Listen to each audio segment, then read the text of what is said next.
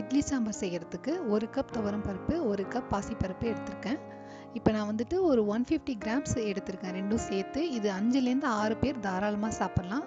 இதில் கொஞ்சமாக மஞ்சள் தூள் பெருங்காயத்தூள் சேர்த்து இதை நம்ம குக்கரில் வேக வச்சு எடுத்துக்க போகிறோம். குக்கரில் பருப்பு வேகிறதுக்குள்ளே நம்ம சாம்பாருக்கு தேவையான காய்கறிகளை ரெடி பண்ணிடலாம். இதுக்கு கண்டிப்பாக சின்ன வெங்காயம் போட்டால் தாங்க டேஸ்ட்டாக இருக்கும். ஒரு 15லேருந்து 20 சின்ன வெங்காயம், 2 கத்திரிக்காய், மீடியம் சைஸ் கேரட் 1, 1 உருளைக்கிழங்கு எடுத்திருக்கேன். வெஜிடபிள் கட் பண்ணதுக்கப்புறம் நம்ம வந்துட்டு சாம்பாருக்கு தேவையான மசாலா ரெடி பண்ணிடலாம். இதுக்கு தேவையான பொருட்கள்: 1/2 டீஸ்பூன் மிளகு, 3/4 டீஸ்பூன் ஜீரகம், 1 டீஸ்பூன் மல்லி, 1 டேபிள் ஸ்பூன் கடலைப்பருப்பு, 3 இல்லைன்னா 4 மிளகாய் எடுத்துக்கோங்க.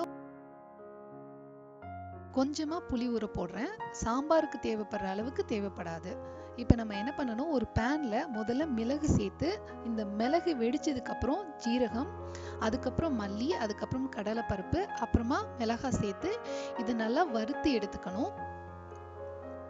சப்போஸ் காஞ்ச மிளகாய் நமத்து போயிருந்ததுன்னா அதை நீங்கள் தனியாக வறுத்து சேர்த்துக்குங்க.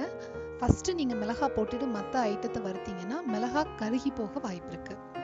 இது ஆறுனதுக்கப்புறம் இதை நான் மிக்சி ஜாரில் சேர்த்து அரைக்க போகிறேன்.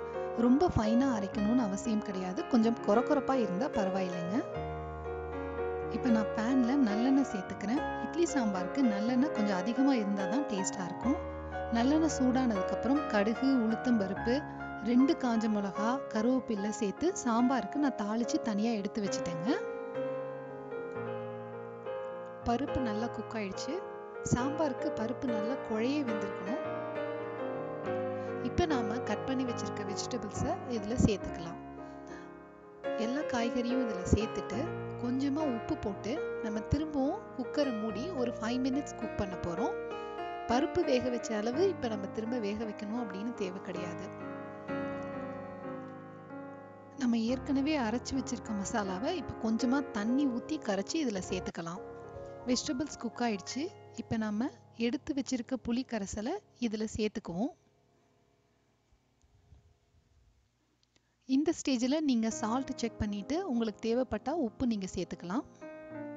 அப்புறம் நம்ம ஏற்கனவே தாளித்து வச்சுருக்கதையும் இப்போ சேர்த்துக்கலாம். இதுக்கப்புறம் ஒரு 2 நிமிஷம் கொதிக்க விட்டால் போதுங்க. சாம்பார் கொதிக்கிற நேரத்தில் நான் பேரலெல்லாம் இட்லியும் ரெடி பண்ணிட்டேங்க. இட்லி சாம்பாருக்கு கண்டிப்பாக கொத்தமல்லி சேர்க்கணும். அடுப்பை ஆஃப் பண்ணிவிட்டு கொத்தமல்லி போட்டால் போதும். சாம்பார் ரெடிங்க. நல்லா கமகமன்னு ஹோட்டல் சுவையில் சாம்பார் ரெடி ஆயிடுச்சு. ஆவி பறக்க சூடான இட்லி ரெடிங்க. இந்த இட்லி கலர் டல்லாக இருக்கிறதுக்கு காரணம் நான் கருப்பு உளுந்தில் இந்த இட்லி செஞ்சுருக்கேன். இந்த இட்லி பேட்டர் எப்படி ரெடி பண்ணேன் அப்படின்னு தனி வீடியோவாக போட்டிருக்கேன், கண்டிப்பாக பாருங்கள். இப்போ நாம் சாம்பார் இட்லி ரெடி பண்ணலாம். ஒரு பவுலில் சூடான இட்லி எடுத்து வச்சுக்கோங்க. அது மேலே நீங்கள் ரெடி பண்ணி வச்சுருக்க சாம்பாரை நல்லா டிப் ஆகிற அளவு ஊற்றிட்டு கொஞ்சமாக நெய் சேர்த்து சர்வ் பண்ணுங்கள். ரொம்ப சுவையான சாம்பார் இட்லி ரெடி. வீடியோ பார்த்தீங்களா? கண்டிப்பாக உங்களுக்கு பிடிச்சிருக்கும்னு நினைக்கிறேன். இந்த ஸ்டைலில் சாம்பார் இட்லி செஞ்சு கொடுத்து உங்கள் ஃபேமிலியாக சுற்றுங்க. இந்த வீடியோ உங்களுக்கு பிடிச்சிருந்ததுன்னா அனிதாஸ் ஹாப்பி ஹோம் சேனலை லைக் பண்ணுங்கள், சப்ஸ்கிரைப் பண்ணுங்கள். உங்கள் ஃப்ரெண்ட்ஸ் அண்ட் ஃபேமிலி கூட இந்த சேனலை ஷேர் பண்ணிக்கிங்க. இந்த வீடியோ பற்றின கமெண்ட்ஸை கண்டிப்பாக எனக்கு தெரியப்படுத்துங்க. அடுத்த வாரம் இன்னொரு இன்ட்ரெஸ்டிங் வீடியோட உங்கள் எல்லாரையும் நான் மீட் பண்ணுறேன். அது வரைக்கும் be cool, be happy, by.